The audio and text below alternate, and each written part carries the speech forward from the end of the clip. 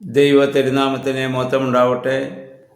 Bible reading പ്രോഗ്രാമിൽ സംബന്ധിക്കുന്ന ഏവർക്കും കർത്തൃനാമത്തിൽ സ്നേഹവന്ദനം. ലേവ്യ പുസ്തകം 5-ാം അധ്യായമാണ് നമ്മളിന്ന് വായിക്കുന്നത്. 5-ാം അധ്യായം അകൃത്യയാഗത്തെക്കുറിച്ചാണ് ഇവിടെ പറയുന്നത്. അകൃത്യയാഗം എന്ന് പറയുന്നത് ദൈവത്തിനെതിരായോ മനുഷ്യനെതിരായോ പാപം ചെയ്യുമ്പോൾ അതിൻ്റെ പരിഹാരത്തിനായി ചെയ്യേണ്ടി വരുന്ന പാപമാണ്, അതിന് പരിഹാരമായി ചെയ്യേണ്ട ബലിയാണ് അകൃത്യയാഗം എന്ന് പറയുന്നത്. അപ്പോൾ നമ്മുടെ മനസ്സിലുണ്ടാകുന്ന ദോഷകരമായ ചിന്തകൾ, നമ്മുടെ മനോഭാവങ്ങളൊക്കെ വാസ്തവത്തിൽ ദൈവത്തിനെതിരായിട്ടുള്ള പാപമാണ്. അത് മനുഷ്യനെ നേരിട്ട് അത് ദോഷം ചെയ്യുന്നില്ലായിരിക്കാം. എന്നാൽ മനുഷ്യന് എതിരായിട്ട് നമ്മൾ പറയുകയോ പ്രവർത്തിക്കുകയോ ചെയ്യുമ്പോൾ അത് മനുഷ്യനെതിരായ പാപമായി അത് കണക്കാക്കുന്നു. ഇങ്ങനെയുള്ള പാപങ്ങൾക്കാണ്, അതിന് പരിഹാരമായിട്ടാണ് 5-ാമത്തെ യാഗമായ അകൃത്യയാഗം ചെയ്യേണ്ടത്. ഈ 5-ാം അധ്യായത്തിൻ്റെ 1 മുതലുള്ള വാക്യങ്ങളിൽ മനുഷ്യനെതിരായ ഒരു പാപത്തെക്കുറിച്ച് ആദ്യം പറയുന്നു. ഒരുവന് അറിയാവുന്നതായ ഒരു കാര്യത്തെക്കുറിച്ച് സാക്ഷ്യം പറയേണ്ട സാഹചര്യം വരുമ്പോൾ അവനത് പറയാതെ ഇരുന്നാൽ അത് പാപമാണ്. ഒരുപക്ഷെ അവൻ അങ്ങനെ സാക്ഷ്യം പറഞ്ഞാൽ അവൻ്റെ കൂട്ടുകാരനെ അല്ലെങ്കിൽ അവന് സ്നേഹിക്കുന്നവന് ദോഷം വരാമെന്നുള്ളത് കൊണ്ടാവാം പറയാതിരിക്കുന്നത്. പക്ഷെ അങ്ങനെ പറയാതിരിക്കുമ്പോൾ എന്താ സംഭവിക്കുക? നിരപരാധിയായ മറ്റൊരുവൻ അവിടെ ശിക്ഷിക്കപ്പെടും. അത് വലിയ തെറ്റാണ്. നിൻ്റെ കൂട്ടുകാരനോടുള്ള സ്നേഹനിമിത്തം നീ അവനെക്കുറിച്ചുള്ള ആ പ്രവർത്തനത്തിൻ്റെ സാക്ഷ്യം പറയാതിരുന്നാൽ, മനഃപൂർവ്വം പറയാതിരുന്നാൽ, നിരപരാധിയായ മറ്റൊരുവൻ അത് മുഖാന്തരം ശിക്ഷിക്കപ്പെടുവാൻ കാരണമായിട്ട് തീരും. അത് വലിയ പാപമാണ്. കാരണം അവൻ്റെ മൗനം നിരപരാധിയായവനെ ശിക്ഷിക്കാൻ കാരണമാകുന്നു. അപ്പം അങ്ങനെ സംഭവിച്ചാൽ അവൻ 2 പാപമാണ് ചെയ്യുന്നത്. 1, കൂട്ടുകാരൻ്റെ അകൃത്യം അവൻ മറച്ചു വെച്ചു. 2, അവൻ മുഖാന്തരം നിരപരാധിയായ ഒരുവൻ ശിക്ഷിക്കപ്പെടും. അപ്പോൾ ദൈവത്തോടും മനുഷ്യനോടും ചെയ്യുന്ന ഒരു പാപമായി അത് മാറുകയാണ്. ആയതുപോലെ പിന്നെ പറയുന്നു, അശുദ്ധമായതിനെ, അത് മൃഗമായാലും അതുമായി ബന്ധപ്പെട്ട മറ്റു വസ്തുക്കളായാലും എന്തിനെങ്കിലും സ്പർശിച്ചാൽ അവൻ അശുദ്ധനാകും. അപ്പം അങ്ങനെ ആ അശുദ്ധമായാലും അതിന് പ്രായശ്ചിത്തം അല്ലെങ്കിൽ അതിന് വേണ്ടിയുള്ള യാഗം അവൻ അർപ്പിക്കേണ്ടതാണ്. അപ്പം അതുപോലെ തന്നെ അത് നന്മയായാലും അത് തിന്മയായാലും അതിനെ നമ്മൾ ആണയിട്ട് നമ്മൾ അത് പറഞ്ഞതിന് ശേഷം അത് പിന്നെ നമ്മൾ പാലിക്കാതിരുന്നാൽ അത് അകൃത്യയാഗത്തിന് മുഖാന്തരമായിട്ട് അത് മാറുകയാണ്. അത് ഓർക്കുമ്പോൾ നീ കുറ്റക്കാരനായിട്ട് മാറുമെന്നാണ്. അവൻ പാപപരിഹാരത്തിനായി ഒരു പെൺചെമ്മരിയാടിനെയോ പെൺകോലാടിനെയോ അവന് കൊണ്ടുവന്ന് സമർപ്പിക്കാം. അതിന് നിർവാഹമില്ലെങ്കിൽ 2 ചെങ്ങാലിയോ 2 പ്രാവിൻ കുഞ്ഞിനെയോ കൊണ്ടുവരാം. ഒന്നിനെ പാപപരിഹാര ബലിയായും മറ്റേതിനെ പ്രായശ്ചിത്ത ബലിയായും അവന് അർപ്പിക്കാവുന്നതാണ്.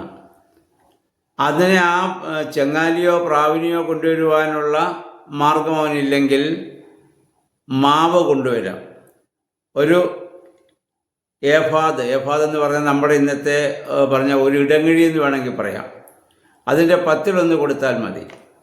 എന്ന് പറഞ്ഞാൽ അവനവൻ്റെ സാമ്പത്തിക സ്ഥിതി അനുസരിച്ച്, കഴിവനുസരിച്ച് മാത്രം അവന് യാഗം അർപ്പിച്ചാൽ മതി. പക്ഷേ എല്ലാ കുറവുകൾക്കും അവൻ അർപ്പിക്കേണ്ടതാണ്. 14-ാം വാക്യം മുതൽ നമ്മൾ വായിക്കുന്നത് പ്രായശ്ചിത്ത ബലിയെ സംബന്ധിച്ചാണ്. വിശുദ്ധ വസ്തുക്കൾ സംബന്ധിച്ച് ഒരുവൻ പിഴച്ചാൽ അതിൻ്റെ പരിഹാരത്തുകയോടുകൂടി 5-1 കൂടി അവൻ അധികമായി നൽകണം. 5-1 പറയുന്നത് 20% കൂടിയാണ്.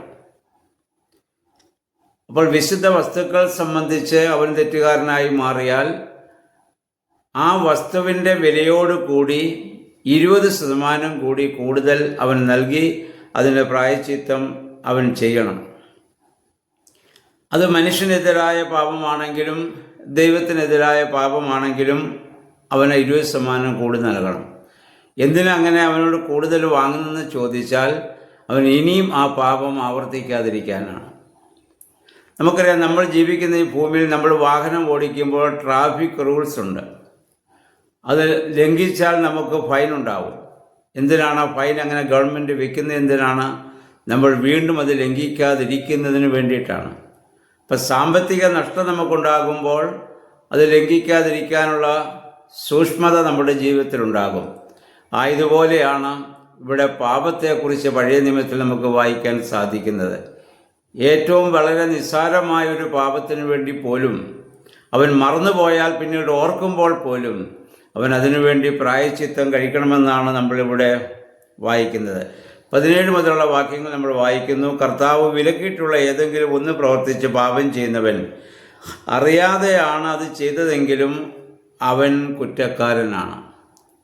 അവൻ ആ യാഗവസ്തുവിന് അതിന് തുകയ്ക്ക് പുറമെ ഊനമില്ലാത്ത മുട്ടാടിനെ പുരോഹിതൻ്റെ അടുക്കൽ കൊണ്ടുവരികയും പുരോഹിതൻ അതിനെ യാഗമായി അവിടെ അർപ്പിക്കുകയും ചെയ്യും. അപ്പോൾ അവന് പാപപരിഹാരം അവിടെ ലഭിക്കുകയാണ്. ചുരുക്കത്തിൽ, അറിഞ്ഞോ അറിയാതെയോ ചെയ്യുന്ന എല്ലാ തെറ്റുകൾക്കും പ്രായശ്ചിത്തം ചെയ്യണം.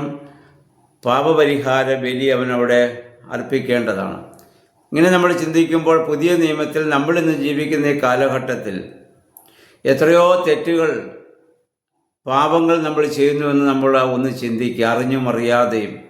അതൊക്കെ നമ്മൾ വെറും മാനുഷിക ബലഹീനതയെന്നും സാഹചര്യ സമ്മർദ്ദങ്ങളെന്നൊക്കെ പറഞ്ഞ് നമ്മളതിനെ നിസ്സാരവൽക്കരിക്കുകയാണ്. ഓരോ കുമ്പസാരത്തിലും ഏറ്റുപറയുന്ന പാപങ്ങൾ ഇനി ആവർത്തിക്കുകയില്ല എന്ന തീരുമാനത്തോടെ പോകുന്ന നമ്മൾ അധികം താമസിയാതെ അതുപോലെ തന്നെ ഒരുപക്ഷെ അതിനേക്കാൾ ഉപരിയായി പാപം ചെയ്യുന്ന സാഹചര്യത്തിലേക്ക് നമ്മൾ പോവുകയാണ്.